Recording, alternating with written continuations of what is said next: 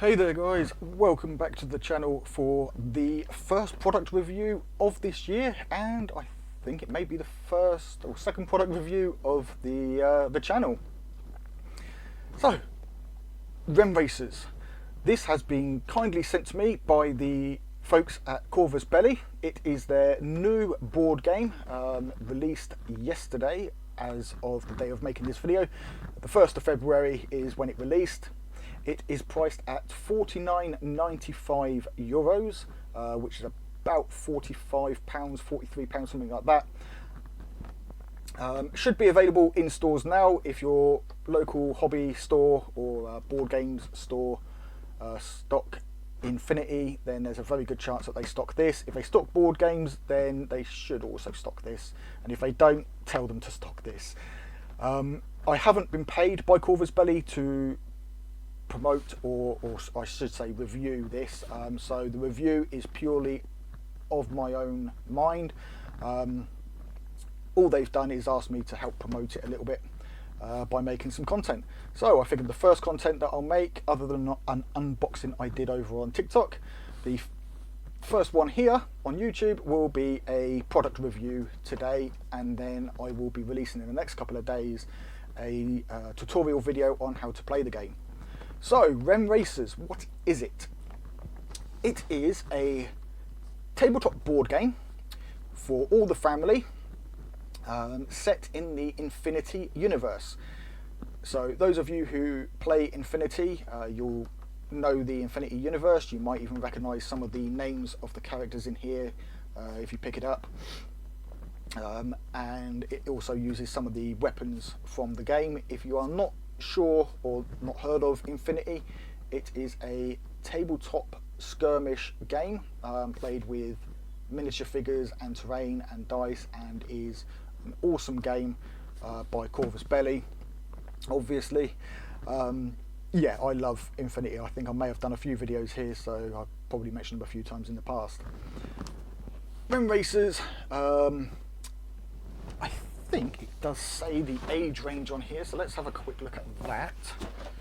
I think they say, yeah, 14 plus. It is for 2 to 5 players.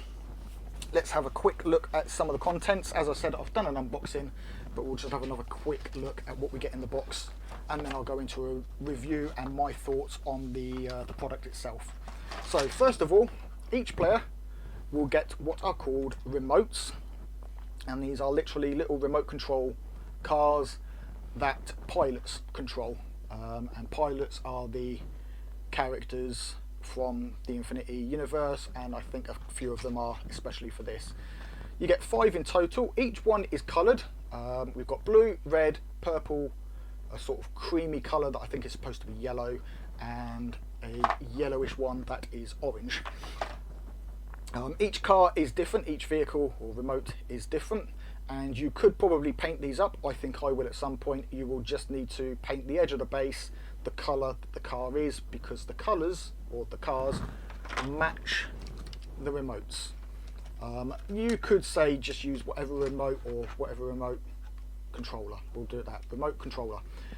The cars match the controllers, and the controllers match the players. There are 2 players per colour, and then obviously we'll go through the how to play later on, but you'll essentially be assigned a character through drawing a card.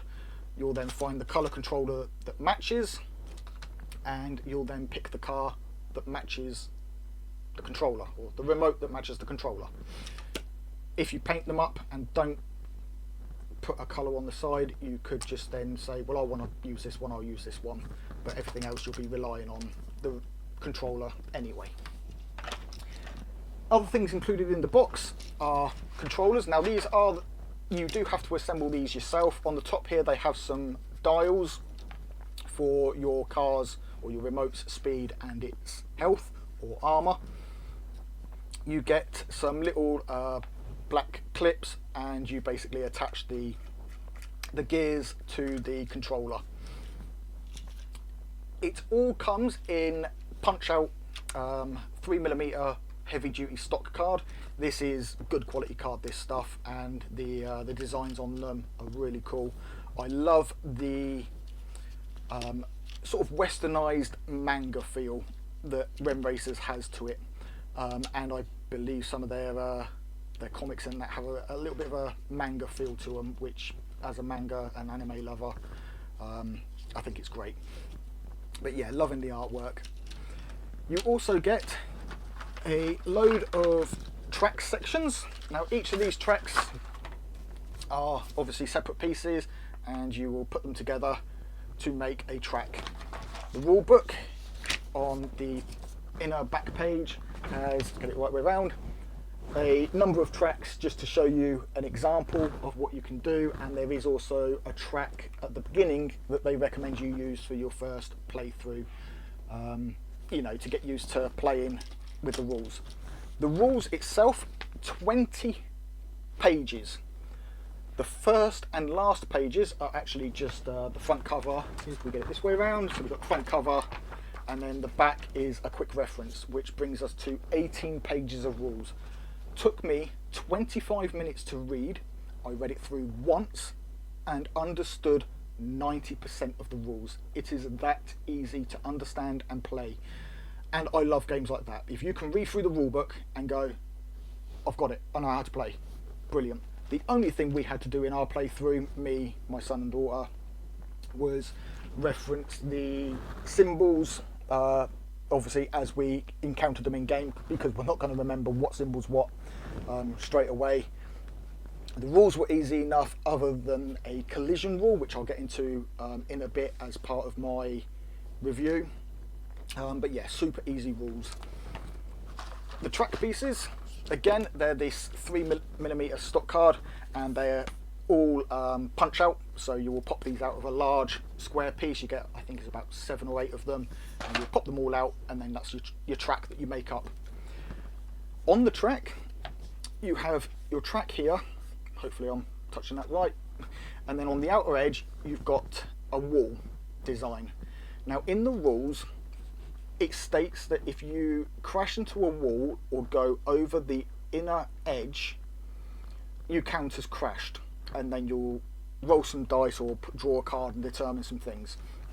Again, that'll be in the tutorial video.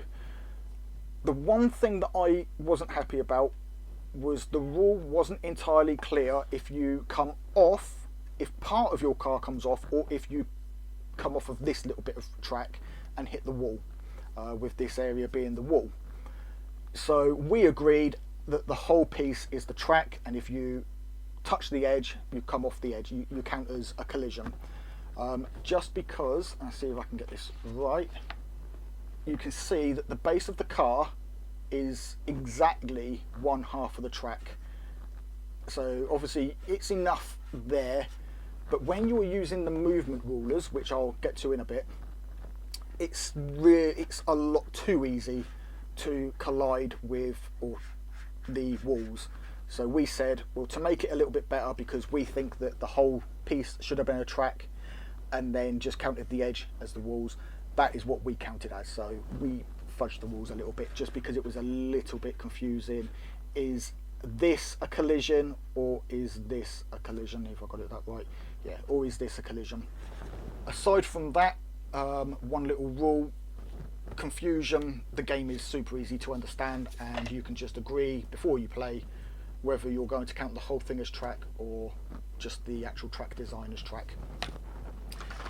On to other contents.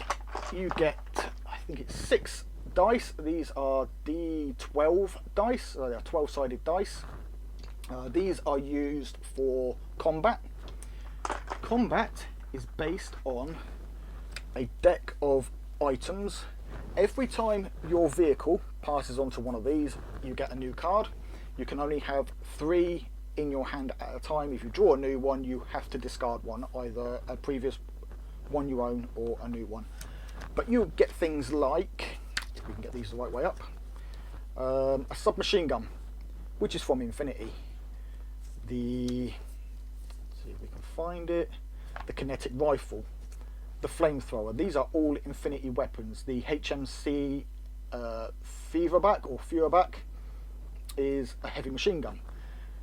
These you use to attack your opponents, to cause damage to them. And the idea, obviously, is to cross the finish line first. At least that's the way we wanted the rule to be. That was the second rule that I didn't quite understand.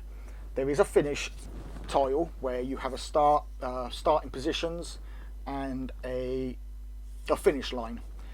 And the rules state, if I've read them correctly, when the first car passes the finish line on its last lap, it triggers an end lap, and every car then has to, when it passes the finish line, whichever car is furthest past the finish line wins.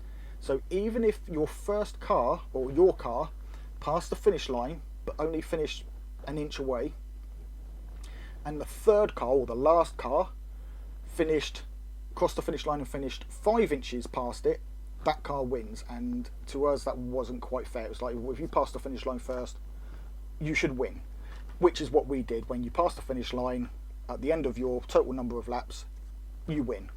So again, a little bit confusing on that rule. Aside from that, yeah, it's a great game, guys. We get tokens. You've got lots of little bits of tokens here. I do an unboxing video on my TikTok, so go and check that. There is a link to the TikTok down in the description there. If you want to see everything as it comes when you buy it, you can go and check that. We've got little hit markers that you use to, these are for attacks and oil spills and stuff like that, to see if you hit your opponents.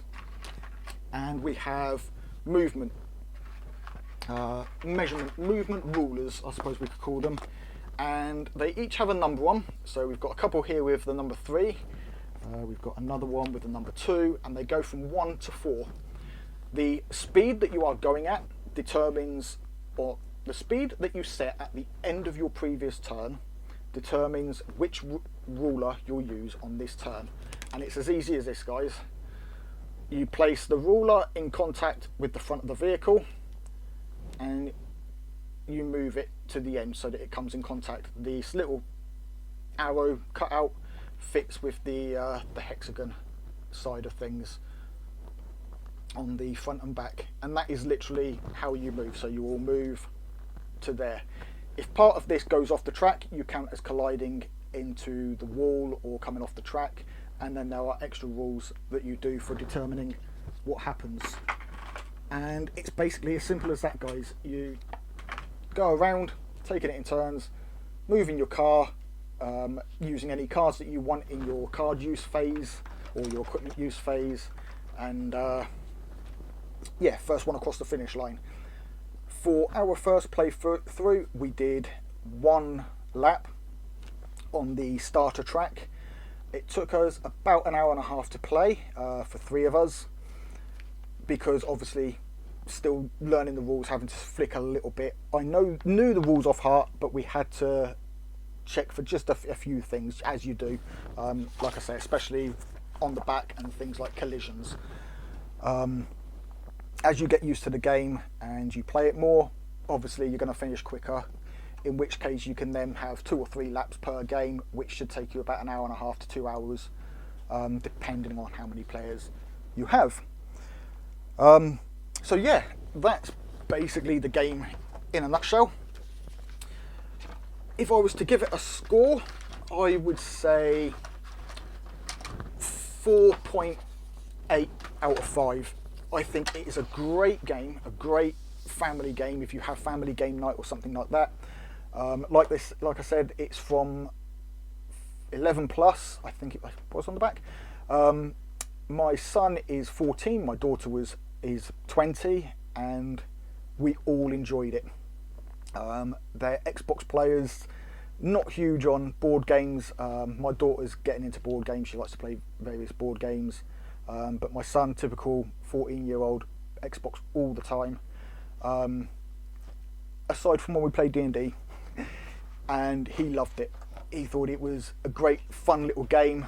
He did lose, bless him, but he still loved it. It's a fun game. You crash, you're crashing into each other, you're picking the wrong measurement stick, and the rule is once you've picked one, you have to use that one. You can place it a few different variations to work with it, but you can't obviously rotate your car. So whatever direction your car finishes in, and yeah, it can get quite chaotic. And then obviously you're trying to shoot each other and all sorts. It's a brilliant game, guys. Super fun. Like I said, Corvus Bellis sent me the game to review, to play and to check out, and I'd say, you know, 45 quid for a board game like this, fantastic value.